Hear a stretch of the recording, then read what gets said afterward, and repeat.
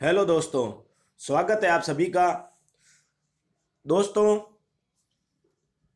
आप सभी विद्यार्थी खुश होंगे। इस कोविड-19 को देखते हुए हम लोगों ने ये जो सीरीज शुरू की है इतिहास की, आज उसका 5वां पार्ट है।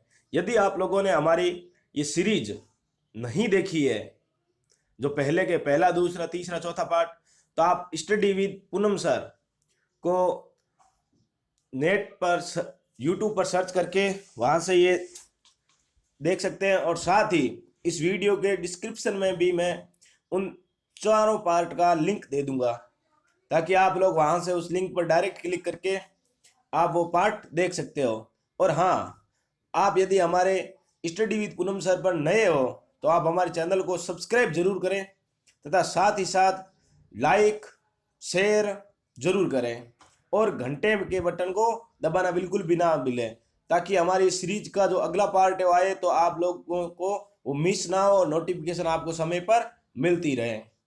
तो आइए दोस्तों, शुरू करते हैं। अब हमने चौथे पार्ट में यहाँ तक पढ़ लिया था, भारतीय इतिहास की जानकारी के मृत भांडों का महत्व बताइए, प्रश्न है। अब अगला प्रश्न इसमें ये कह रहा है, अब अकॉर्डिंग टू चैप्टर हम चल रहे हैं आप लोगों के। लेकिन एक बात और, हाँ, आप कॉपी और पेन साथ में लेकर बैठिए, ताकि आप लोग नोट्स को साथ साथ में उतारते रहें। और जहां भी समझ में नहीं आए वीडियो को पॉज करें और उसको एक बार पढ़ें, पहले नोट्स को लिख लें और उसके बाद में इसको वापस रिवाइड कीजिए, वीडियो को वापस चलाइए। जहाँ से समझ नहीं आए तो आपको जरूर समझ में आएगा। तो ठीक है दोस्तों, अब अगला प्रश्न है हमारा, स्मारक मंदिर एवं भवनों से किस प्रकार की जानकारी मिलती है। यानी कि स्मारक मंदिर एवं भवनों से किस प्रकार की जानकारी मिलती है। देखो, पुरातात्विक स्रोतों के अंतर्गत भूमि पर एवं भूगर्भ में स्थित सभी अवशेष, स्तूप, चैत्य, विहार, मठ, मंदिर, राजप्रसाद, दुर्ग व भवन सम्मिलित है। देखो, भूगर्भ यानी अंदर, जमीन के अंदर, सभी अवशेष अवशेष स्तूप, जो बौद्ध धर्म के जो स्तूप, चैत्य, विहार, मठ, मंदिर, राजप्रसाद, दुर्ग, भवन आदि सम्मिलित है। उससे उसकी कला, संस्कृति और राजनीतिक जीवन की जानकारी मिलती है। स्मारक मंदिर एवं भवन, मोहनजोदड़ो हड़प्पा के अवशेष, देवगढ़ व भीतरी गांव का मंदिर, कंबोडिया के अंगकोर वाट के स्मारक और जावा के बोरोबुदुर के मंदिर। मोहनजोदड़ो और हड़प्पा के अवशेष देखो, इससे वहां की सभ्यता की व संस्कृति की जानकारी मिलती है। देवगढ़ व भीतरी गांव मंदिर, इसमें गुप्तकालीन धार्मिक और सांस्कृतिक अवस्था की जानकारी मिलती है।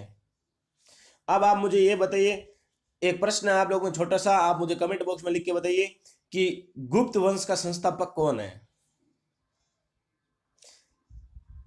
कंबोडिया के अंगकोर वाट के मंदिर व जावा का बोरोबुदुर का मंदिर,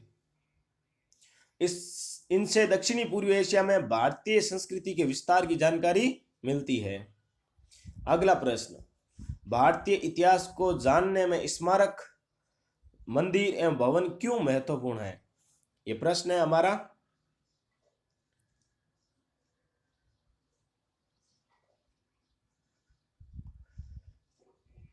प्राचीन भारतीय इतिहास को जानने का एक प्रमुख स्रोत है स्मारक, मंदिर या भवन। स्मारक ऐसी इमारतें हैं जो आज भी लगभग उसी रूप में मौजूद है।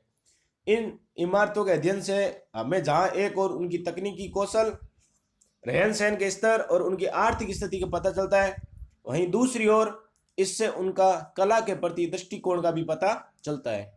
वही छोटी व कमजोर इमारतों से उस अनुशासन या राजवंश की कमजोर आर्थिक स्थिति ज्ञात होती है।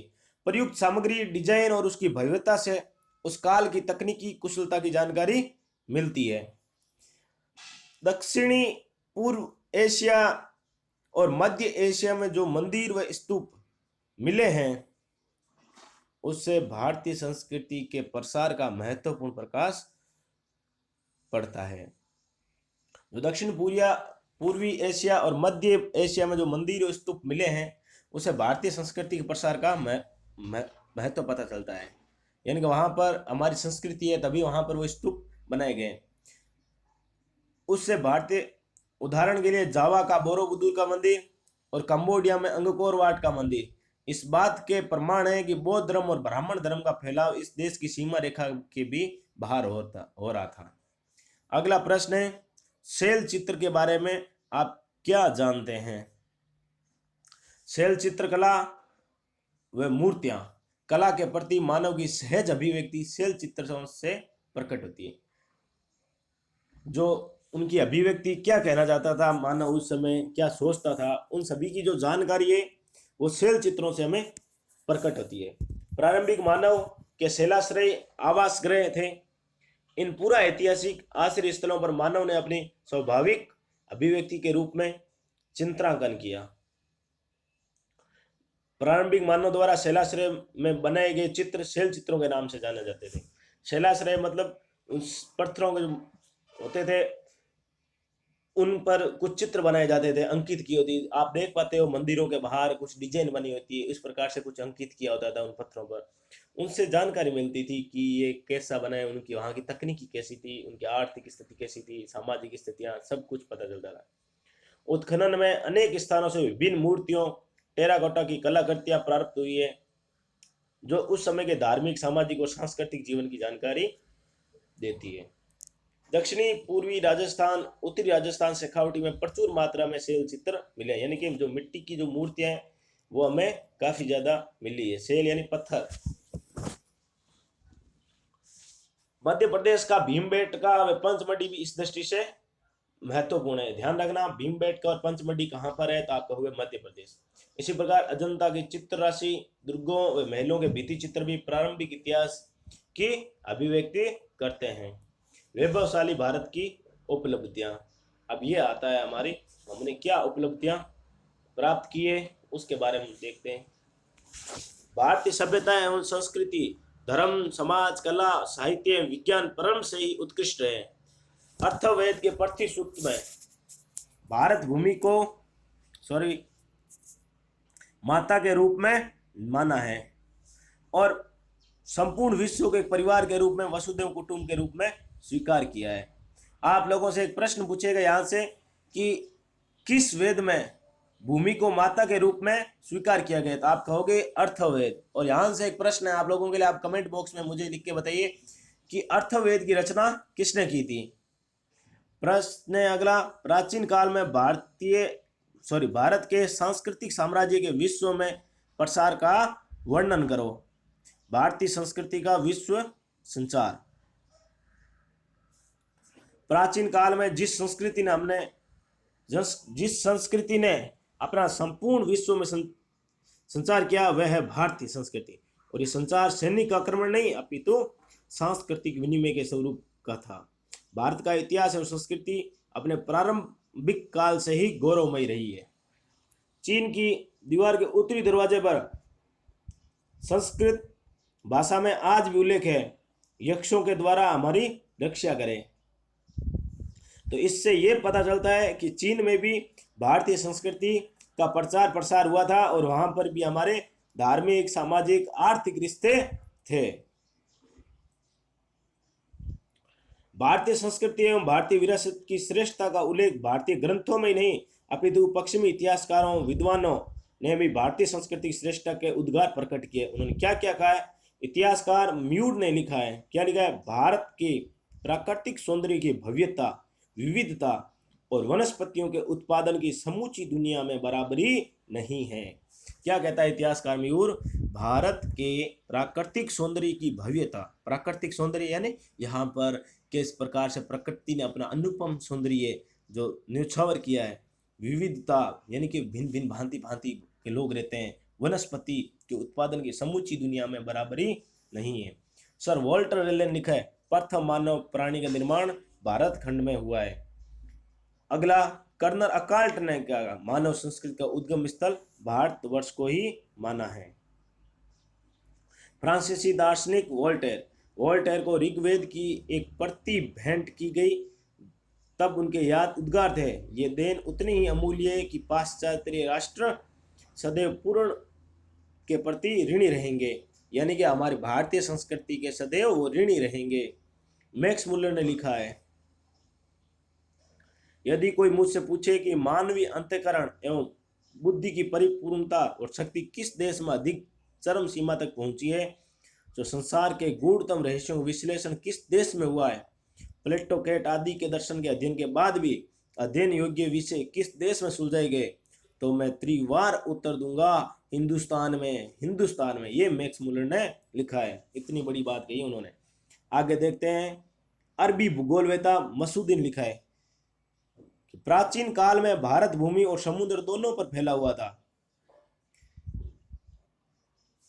भारत भूमि और समुद्र दोनों पर फैला हुआ था। उसकी सीमा जाबांग यानी सुमुत्रा जावा तक फैली हुई थी। यूरोपीय विद्वान शिल वेन लेविन ने लिखा है कि भारतीय द्वीप समूह का प्रयोग किया है। अग्नि पुराण में भारत को जम्बू द्वीप के नाम से जाना था। आपको प्रश्न पूछा जा सकता है, जम्बू द्वीप किसे कहा गया है पुराणों में, तो आप कहोगे कि भारत को किस पुराण में? अग्नि पुराण में। समुद्री वार के भारतीय प्रदेश को द्वीपांतर कहा जाता था। उस समय के सांस्कृतिक भारत की सीमाएं अफगानिस्तान से लेकर संपूर्ण दक्षिणी पूर्वी एशिया में फैली हुई थी। शक्तिशाली जलयानों में बैठकर भारतीय Brahmadesh, Shyam, Indonesia, Malaysia, Australia, Borneo, Philippines, Japan व कोरिया तक पहुंचे। वहीं अपना राजनीतिक तथा सांस्कृतिक साम्राज्य स्थापित किया। उत्तर पूर्व प्रदेश, भारतीय सूरवीरों की एक शाखा हिमालय पर्वत के उत्तर पूर्व की ओर बढ़ी। इन्होंने दक्षिणी रूस के विभिन्न राज्यों तिब्बत, मंगोलिया, सिक्कियान, उत्तरी चीन, मंचूरिया, साइबेरिया और चीन तक जो भारतीय संस्कृति का प्रभाव निर्मित किया। यानी कि हमारे जो पूर्वज थे उन्होंने काफी दूर तक जाकर के भारतीय संस्कृति का प्रभाव वहां तक निर्मित किया। पश्चिमी देश, भारतवासियों की शाखा ने पश्चिमी द्वार से प्रस्थान किया। गांधार, पर्शिया, ईरान, इराक, तुर्किस्तान, अरब, टर्की तथा दक्षिणी रूस के विभिन्न राज्यों एवं फिलिस्तीन पहुंचकर अपनी संस्कृति का ध्वज फहराया।